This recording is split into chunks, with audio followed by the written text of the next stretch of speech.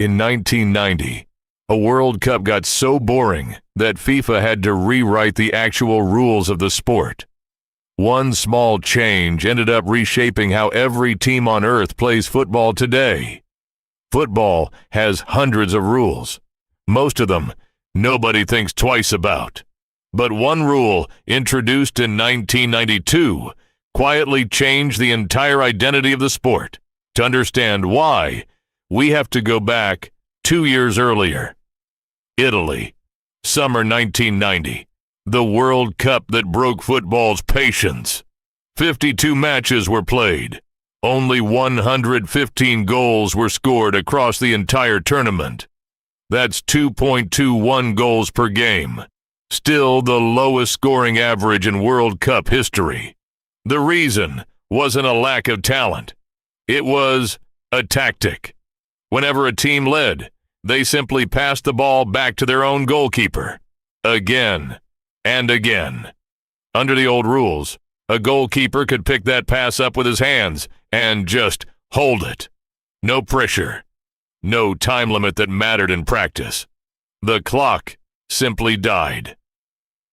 In one group match at that tournament, a goalkeeper held onto the ball for almost 6 straight minutes. 6 minutes of a football match, with no football actually being played. The tournament's final made it worse. One team leaned on this exact tactic to protect their lead and grind the game down to almost nothing. Fans were furious. Broadcasters were furious. Even football's own governing body admitted the game had a problem. Something had to change before it drove people away from the sport entirely. 2 years later, in 1992, the rule makers finally acted. A goalkeeper could no longer use his hands on a deliberate pass back from a teammate's foot. If he did, the opposing team got a free kick. Right there. Dangerously close to goal. Suddenly, holding the ball wasn't safe anymore. It was a risk. Even after the rule was announced, one team found a loophole before it fully applied. At that summer's European Championship, back passes were used one final time to help win the entire trophy.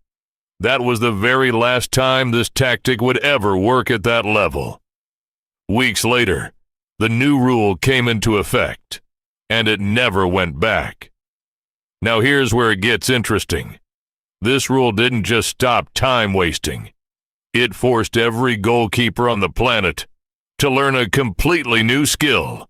Before 1992, goalkeepers were picked almost entirely for their hands and reflexes. After 1992, they also had to be comfortable passing under pressure, with defenders closing in. That single requirement, over the next 3 decades, created an entirely new type of player, the modern ball-playing goalkeeper, comfortable building attacks from deep inside his own box. Teams without a goalkeeper like that are forced into long, aimless clearances under pressure. Teams with one can build calmly through an entire high press. That gap traces directly back to one rule, and the scoring problem it was designed to fix actually worked. Goals per game at the World Cup have climbed steadily higher in the decades since that lowest point in 1990. One law, written to fix a single boring tournament, ended up reshaping an entire position. Most fans watching a goalkeeper pass calmly out from the back have no idea why he even can. Football rarely changes because of one dramatic moment. It usually changes because enough people got bored at the same time. One tournament, one rule, and the entire sport quietly became a different game.